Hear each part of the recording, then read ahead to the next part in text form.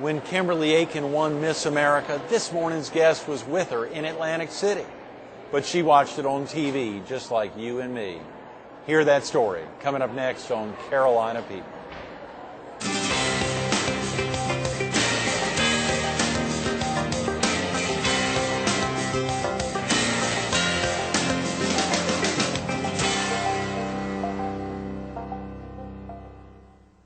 Good morning. Welcome to Carolina People. This morning we're in the lobby of the Spartanburg Memorial Auditorium in Spartanburg, South Carolina. We're focused on the Miss South Carolina pageant and its scholarship component. And we're visiting with the Vice President and Chair of the Miss South Carolina Scholarship Foundation, South Carolina Scholarship Foundation Board. That is correct. The Honorable Good Rita morning. Allison. How Good morning. are you this morning? Rita, I hope you don't mind if I use Rita. No, please do. Early That on a sounds Thursday grand. morning, and of That's course, I exactly said the right. Honorable, a former member of the South Carolina House of Representatives, and a soon-to-return. That's right. I'm looking forward to go back in January of '09. How exciting! It is.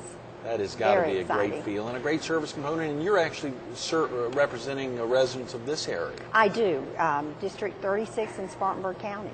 That's tremendous. So it's a great area to represent, wonderful people to represent, and I'm looking forward to '09. The Miss South Carolina pageant is old hat to you. You have been attending and participating in and supporting the Miss South Carolina organization for how many years now, Rita? Not to date you, but it's been 30 plus, is I that am right? sure. Yes. I won't go beyond that, but it's been 30 plus that I've been involved in some way or the other, and it's been a great experience. It's been wonderful to watch a lot of young women across the state of South Carolina just blossom into their careers, to become mothers and lawyers and doctors and politicians, and so it's been a great experience. It's a wonderful training ground for these young women. all the women, absolutely. Yes, Just a couple of weeks ago here in the auditorium and over the Marriott, the host hotel, to see some of the contestants, the 92 contestants, both on the teen side and on the Miss side, literally from every nook and cranny of the state,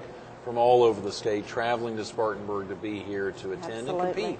Well, and even though we have a new Miss South Carolina teen and a new Miss South Carolina, all those other young women are winners too, because they're going back into their communities, committed to their community service and making a difference in their communities, which makes South Carolina as a whole a better place. Earlier this week, Joey and his mother, Gail. Yes. Joey, the executive vice president of the Miss South Carolina organization. His mother's the comptroller. Yes. And then even last Monday, we kicked off the week here with Joe, the president and CEO of the organization, to hear them talk as a family. Right. The three of them have had a combined more than 100 years of service to that goal. We sort of came into that together, and this has been a family situation because, as you know, my husband has served as judges chairman for some 16, 17 years now. Our daughter, who is now 36 years old and lives in Beaufort with our two grandsons, she grew up in the pageant, never competed, it was never her thing, but she enjoyed dancing on stage and did a lot of behind the scenes work. So it has been a family affair, and I think it's the type thing where your entire family gets involved because they know what a great program it is and what it does for young women of the state. And of course now we have young men involved in it as prince and future princes who are here escorting and being a part of it. It gives them an opportunity to support their sisters and their cousins, and it's a great program.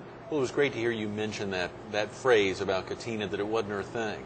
And the great aspect there is that so many of these young ladies have been made a clean decision on their own. This is something I want to get involved in, or this is not. And the parents are very supportive of their decision. Either they want to get involved, remain involved, and compete, and ultimately pursue the crown, but at the same time they'll feel like winners. And so their parents are very supportive, but they ultimately make that final decision. They make that decision. I dare say that if you spoke with any of the young women in the last 2 weeks, you know that they have made their own decisions to do that. And like my daughter, she came up in high school, she was involved, in college she was involved, but she just went a different way. And these young women make the decision to do this.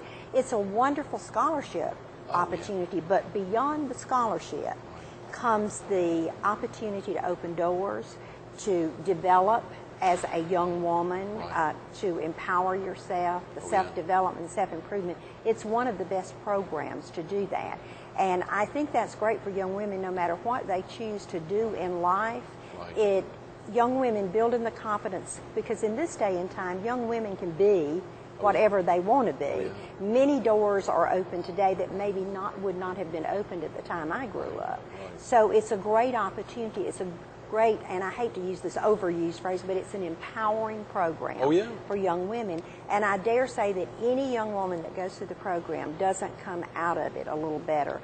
In the past 28 years, the young women that I traveled to Atlantic City with, and there were 28 of them, and as you know, Miss America now is in Las Vegas, Correct. and the young women are housed together with a dorm mother. But before that, we used to travel with our state queen to Atlantic City, and were housed with her in adjoining rooms, and went to many of the activities with her and took care of her while she was there. None of those young women that I went with have not told me that they're better for having gone through the program. Is that right? That is true. Not a one. That's right, not a one. And that's over and beyond. Most of them paid for their college educations through the program, but many of them, doors were open for them just because they wore the crown. You know, it's amazing how that crown can get you through a lot of doors to opportunities out there. That is tremendous, It Rita. is. That must be It very really is. empowering for you. It Not is. necessarily It's the right very word, empowering, rewarding. but rewarding. Forgive me. Yes. Because for you. when you watch those young women, and I've always said, as they blossom, and you know, there's an old saying, bloom where you're planted, and they do. They begin to bloom and reach their potential of being whatever they choose to be. And we've had a lot of young women who have gone into journalism, who are in broadcasting, Nancy O'Dell, who's out on Access Hollywood. Oh, yeah. We've got lawyers, we've got doctors, and to go back and sit down with them today, and many of them are in their 40s and 50s, they will always go back to say, the Miss South Carolina program and the Miss America program opened those doors for me and gave me and instilled in me the confidence that I could be as a young woman in South Carolina, whatever I wanted to be. Now, what empowered you at an early age, Rita? Clearly somebody who has broken through, as we heard so many of the contestants talk about a couple of weeks ago during the pageant, during the judging, during the interview process, about Senator Clinton talking about the 18 million cracks in the glass ceiling that a lot of voters who had supported her candidacy for the president had helped remind folks that the ceiling is being cracked, if not broken, and ultimately when there is a female president and the excitement there for them. What helped empower you at an early age? Well, you know, I grew up in a family that was very involved in the community and that kind of thing, so it was just very natural for me to get involved. And then, of course, as my education progressed and all, most of my education was in fashion and merchandising and that kind of thing. And I had a business of my own for 16 years. It dealt with self-improvement, helping people with their job skills. It was total image modeling and talent studio. Oh, boy. So we handled singers and dancers, did a lot of musical groups that travel the Southeast for. We have Milliken here, a textile industry, and Mr. Milliken was the founder of Made in the USA. So when he came out in that, we had a musical group that traveled to talk about how important it is, we as Americans, to buy Made in the USA. So that sort of introduced me to that element, and a lot of young women came to me for some training and that kind of thing. And then I served the state as a state JC auxiliary president. I saw that. And during that time, I judged some local pageants. And at the end of my year serving state, having traveled South Carolina speaking and organizing and all, a young lady from Spartanburg won the title of Miss South Carolina, Claudia Turner. She's now Bowman, and she was here last week during the pageant and that kind of thing. But she won. My husband and I had had the opportunity to judge her, and I just felt she had great potential. She went on to be first runner-up to Miss America, to Phyllis George. To Phyllis George. To Phyllis George in '72. And after that, being first runner-up, she has a gorgeous voice and a great talent, and she was asked by the Miss America program to do the Bob Hope tour. And we flew into 25 different states that year, and she was the opening act for Bob Hope for his college tour. And it just became a great thing. So over and beyond all the other things she did as Miss South Carolina. Oh, yeah. There was a lot of extra things that she did. She did pet milk commercials. No. Very popular. Really in South opened the Carolina. doors, yes. It really opened the doors. So after that, they asked me if I would become the traveling companion for Miss South Carolina. And at that time, Katina wasn't around, so right. we were a little more fluid about moving and that kind of thing. So I did. I traveled starting that next year for 28 years to the Miss America program as the state traveling You've got some commissioner. amazing stories from those trips and to Atlantic City. You said everyone at that time was to Atlantic City. Yes, and even though each one of those young women had their own special, unique talents and individual personalities and that kind of thing, it was just amazing to watch each one of them go and do what they do best and give what the talents that they had and come back. And we had a lot of top tens. We had a lot of first and second runner-ups. And we had young women who didn't make the top 10, but they came back and were outstanding Miss South Carolinas and really made a difference in the state. I bet you have an amazing story for each one of them, but I've got to ask, and I'm sure viewers would want to know, what was that like being in Atlantic City when Kimberly Aiken was a crowned very Miss exciting America? time. Yes, and of course Miss America will be with us tomorrow for viewers who need to get off to work now or get family out of the house, come on back and you in must to tune meet in to her Kirsten she's an Haglund tomorrow. Outstanding young lady. Yes. Outstanding young But lady. please share with us what it was like for Well, you there. You were on the front row probably? Yeah. Yeah, well, unfortunately, you know, I always said here in the state, now when I have a Miss America, I'm probably going to think about retiring and passing this opportunity on to someone else in the state. But you know, I went to Atlantic City and had some very severe pains while I was up there waiting for her to become Miss America. Right. But actually I had the shingles, not knowing they were until I arrived back in South Carolina the next week.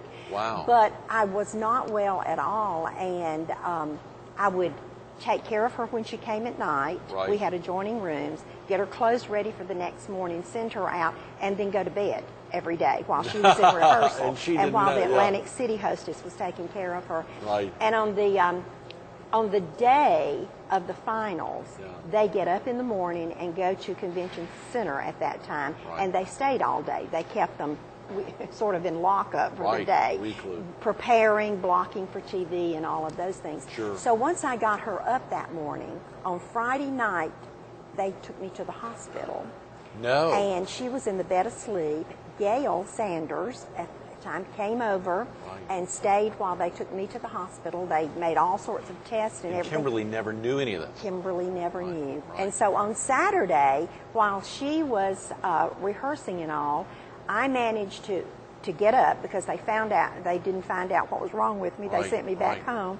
And so I got up, packed up all of our clothes and everything because I just felt that this young lady might have that real chance. And of course, when Miss America wins, whatever casino hotel that you are housed in, they pack you up and put you in the penthouse. And I knew that that would be happening.